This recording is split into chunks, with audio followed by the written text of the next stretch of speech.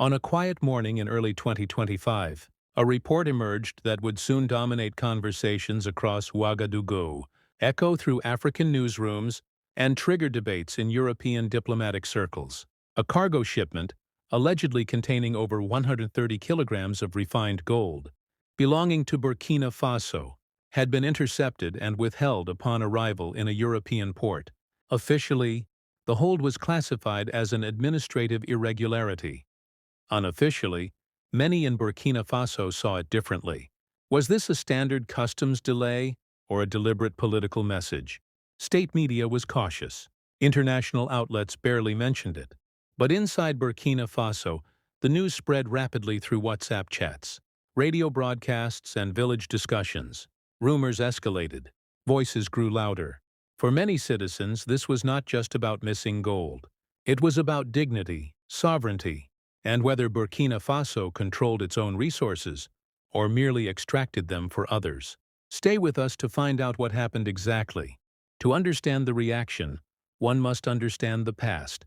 For decades, Burkina Faso has been one of Africa's largest gold producers, exporting over 70% of its refined output to Europe, primarily Switzerland and France. Official contracts position these exports as fair trade between partners. But local records reveal a different reality. For every $100 of gold extracted, less than $10 remained in Burkina Faso.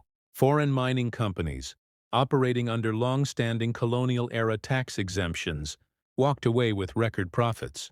Meanwhile, villages near mining sites dealt with toxic runoff, forced relocations, and dwindling water supplies. So when one single gold shipment, destined to fund Burkina Faso's military salaries and social programs, was suddenly frozen overseas, many citizens asked, how can our own resources be held hostage outside our own borders? The government responds, calm, then firm. Initially, officials attempted to resolve the matter quietly. Diplomatic requests were issued. Legal clarifications were sent. Silence followed. Then something changed. President Ibrahim Traoré, who had already gained a reputation for rejecting dependency on former colonial powers, decided to address the incident publicly. In a national broadcast, delivered with measured tone rather than aggression, he stated, if partners believe that they can hold our resources indefinitely, then we must reconsider who qualifies as a partner. Burkina Faso will no longer accept one-sided arrangements. There was no shouting, no fiery slogans, just calm defiance. And in many ways, it was far more powerful than anger. The question everyone began asking.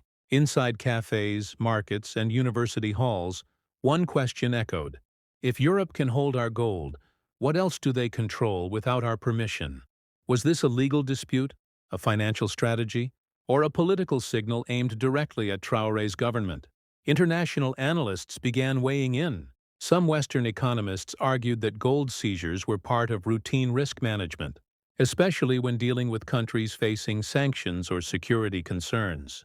But African commentators countered that this justification had been used too many times, not to protect financial systems, but to discipline disobedient nations. Whether intentional or not, the gold seizure forced a decision upon Burkina Faso. 1.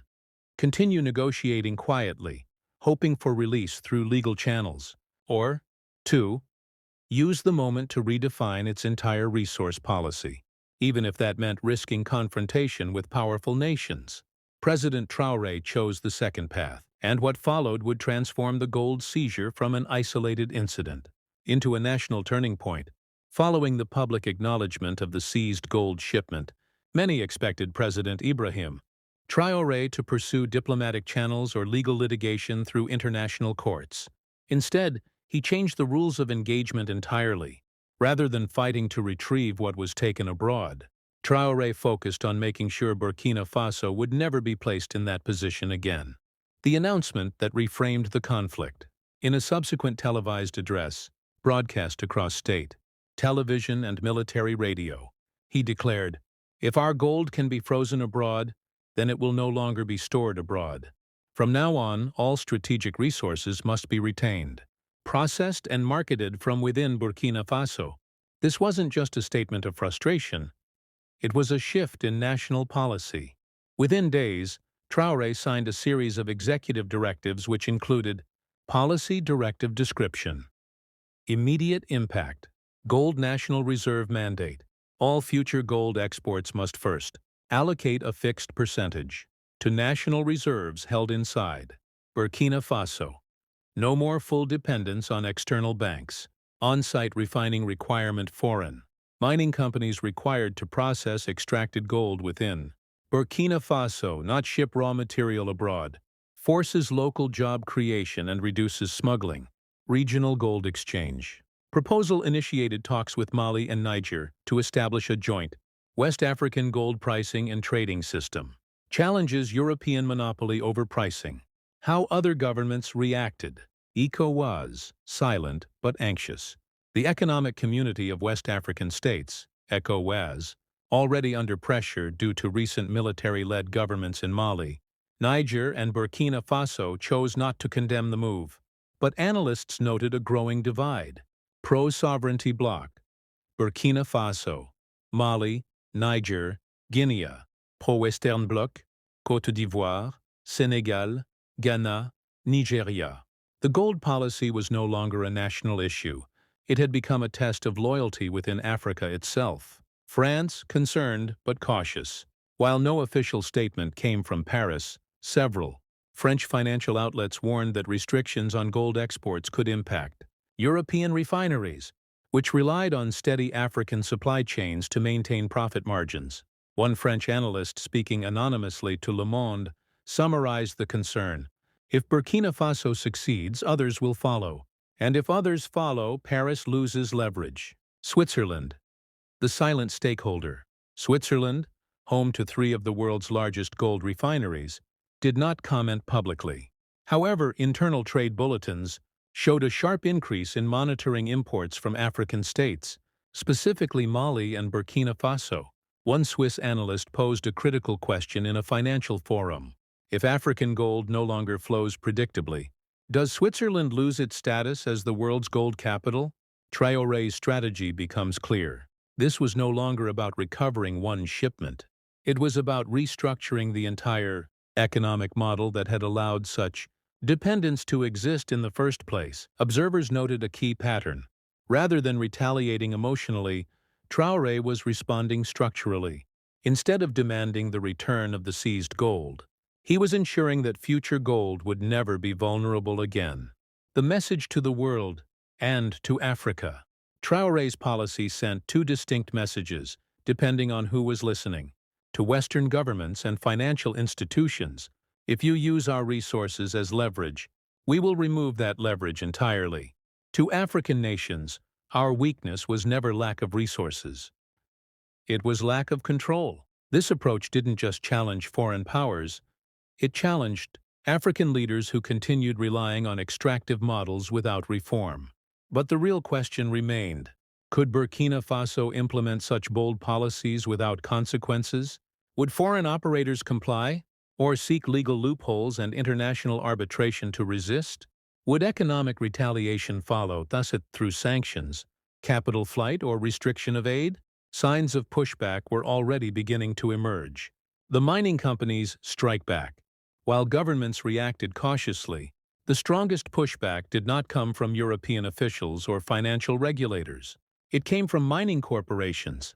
Within days of Traoré's new policy announcements, several multinational mining operators with active concessions in Burkina Faso, primarily Canadian, French, and British registered entities, began raising formal objections through legal and economic channels. Inside the corporate meetings, contract violation or sovereign right. Leaked internal memos from one major mining operator described the new mandate as a clear breach of existing contractual terms concerning export autonomy and tax commitments. Another analyst from a European resource firm went further. If this policy is implemented in full, it sets a dangerous precedent for other African nations. Notice the language. Dangerous precedent. To these corporations, the threat was not Traoré himself. It was the possibility that other leaders might imitate him. The changing math of gold pricing. While diplomatic channels remained muted, commodity markets began reacting. Regional gold traders in Mali, Niger, and Guinea reported unusual price fluctuations, triggered not by speculation from Wall Street, but by local buyers. Why? Because for the first time, buyers across West Africa began asking a new question. Is Burkina Faso gold still controlled by Europe, or is it now controlled by Africans? That question alone began shifting confidence dynamics in regional trading zones. An unexpected effect. African populations begin speaking out. Across radio shows in Bamako, community forums in Niamey, and youth circles in Accra, Traoré's policy gained an unexpected layer of support, not necessarily among governments, but among citizens. Voices began emerging online. Why should our gold go abroad before it benefits our people? If Burkina Faso can refine on-site, why can't Ghana? We export resources and import poverty. This public sentiment shift mattered, because in recent years, multiple African governments have been shaken or replaced not by foreign coups, but by citizen uprisings and information pressure. The quiet allies, who stood with Traoré behind closed doors. While public reactions from African governments were limited, private diplomatic channels revealed a different story. According to regional intelligence sources and leaks from diplomatic correspondents in Niamey, Bamako, and Conakry, at least 4 African heads of state reached out to Traoré directly within days of his gold policy declaration. However, none issued official public endorsements. Why? Because open alignment would trigger economic retaliation from powerful external actors. Instead, a silent coalition began to form. Who contacted Traoré, and why? Based on leaked scheduling records and aviation tracking data, analysts suspect the following. Mali, Assimi Goïta, publicly aligned with Burkina Faso in the AES, Alliance of Sahel States, shared interest in breaking Western extraction monopoly. Niger, Abdourahmane Tiani, also part of AES, alliance seeking alternative export strategy. After foreign troops withdrawal. Guinea, Mamadi Doumbouya, positioning as resource nationalist, likely sees gold. Independence as a bargaining chip. Chad, transitional gov officials, less vocal, but monitoring closely, fears internal unrest if seen as passive. These communications reportedly centered not on ideology, but logistics. How do we replicate this policy without destabilizing our economies? In other words, how to cut dependency without triggering collapse. The global powers take notice. Traoré's move was no longer just an African policy matter. It had become a geo-economic fault line. Intelligence analysts noted 3 distinct foreign responses. 1. Russia. Strategic opportunity. Russian economic advisors reportedly viewed the situation as a chance to expand influence without direct military intervention. Rather than offering weapons, Russia allegedly proposed gold-backed investment guarantees, joint refining infrastructure, defense cooperation in exchange for currency settlement in gold or commodities. This approach appealed to Burkina Faso's sovereignty-first stance: no aid, only trade. 2. China, cautious but interested. China, already deeply involved in African infrastructure, appeared careful not to appear exploitative. Beijing officials allegedly asked, can gold be used to secure long-term infrastructure contracts without Western intermediaries? This suggests China is willing to support, but only if predictable returns are ensured. 3. The Gulf states, the silent investors, the UAE and Qatar, both major gold traders and investors in African infrastructure, reportedly initiated discreet inquiries regarding future refining partnerships. These nations are less ideologically entangled than Western or Eastern giants, instead favoring stability and discrete profit channels. Analysts believe they may become key financiers if Traoré seeks full-scale expansion. 2 potential futures emerge. Observers now track discussions in 3 key African blocs, each representing a different path forward. 1.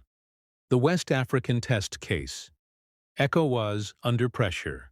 Countries like Ghana, Côte d'Ivoire, Senegal, and Nigeria all significant gold producers and members of ECOWAS, now face a political dilemma.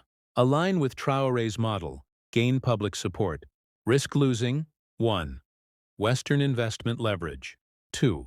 Reject the policy as too radical, maintain foreign ties, risk popular resentment. 2. Central and Southern Africa. The giants watch closely. Nations like South Africa, the Democratic Republic of Congo, DRC, Tanzania, and Zimbabwe are among the world's largest mineral exporters. Officially, many of them already claim to promote resource nationalism, but implementation has been inconsistent, and foreign corporations still dominate refining and trade. Burkina Faso's model, retain first, export later, is being discreetly studied by policy councils and academic circles across these states. One South African economic analyst wrote in a Johannesburg journal, "Burkina Faso has done something we have only talked about." The irony is striking. 3. Pan-African movements. Support without permission. Perhaps the most overlooked force is grassroots Pan-Africanism, now revived through digital platforms rather than political parties. Online forums and influencers across Kenya, Ethiopia, Sudan, and Somalia circulated clips of Traoré's speech, adding captions like, "We need one in every country." This suggests public sentiment is shifting faster than government policy. But can Africa unite around gold? The biggest obstacle is not foreign pressure, but internal fragmentation. African nations have historically competed rather than cooperated in resource matters, often under external influence. History's echoes. Can Traoré succeed where others failed? Burkina Faso's bold gold sovereignty policy has captured attention worldwide. But to understand where this road may lead, we must look at history's echoes, moments when African leaders attempted similar paths, and the world's response was swift, often brutal. Thomas Sankara. The dream interrupted. In the 1980s, Captain Thomas Sankara, also of Burkina Faso, called for Africa to refuse debt repayments imposed by international lenders, labeling them a new form of slavery. He promoted self-sufficiency in food production, redirected national wealth into social programs, and urged Pan-African unity against exploitation. But in 1987, Sankara was assassinated in a coup, widely believed to have had foreign backing. His reforms were reversed, and Burkina Faso once again fell into resource dependence. The parallel is undeniable. Traoré walks a path carved by Sankara, but this time, he faces a world where digital transparency and multipolar alliances complicate foreign intervention. Muammar Gaddafi, the gold dinar that never was. In the 2000s, Libya's Muammar Gaddafi pushed for a Pan-African gold-backed currency, aiming to replace the CFA franc and the US dollar in African trade. Western analysts now admit that such a move would have shifted global financial power to cutting off Europe's direct leverage over African economies.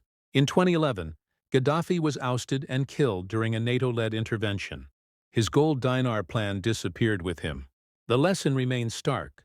Whenever Africa nears monetary independence, global resistance intensifies.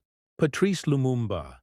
The price of resource nationalism. In the 1960s, Congo's first prime minister, Patrice Lumumba, vowed to keep Congo's vast mineral wealth for its people, defying Belgian and Western corporate interests. Within months, Lumumba was overthrown and executed. Congo's mineral riches remain exploited by external actors to this day. Why Traoré's moment is different. While these stories end in suppression, several analysts note key differences in 2025. 1. Multipolar world.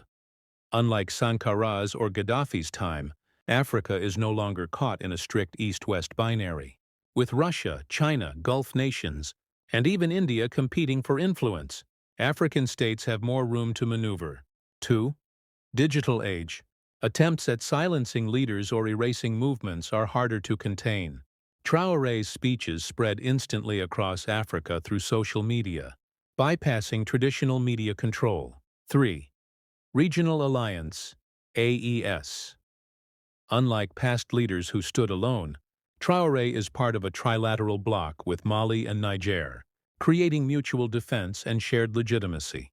So as the world watches this quiet storm unfold in the heart of Africa, one question remains, a question that will define not just a presidency, but a generation. Will Ibrahim Traoré's reign be remembered as the moment Africa finally stood tall, or as another dream crushed under global pressure? Burkina Faso has drawn a line in the sand. It is no longer asking for permission. It is building its own destiny. And whether the world applauds or resists, this chapter will not be forgotten. What do you think? Is Traoré a visionary reshaping Africa's future, or a rebel challenging powers too big to fight? Let us know your thoughts in the comments below. If you believe Africa's story deserves to be told by Africans for the world, like this video, share your opinion and subscribe to stay with us as we continue following the rise of a new Africa. Because sometimes history doesn't happen in silence. It happens when one nation refuses to kneel.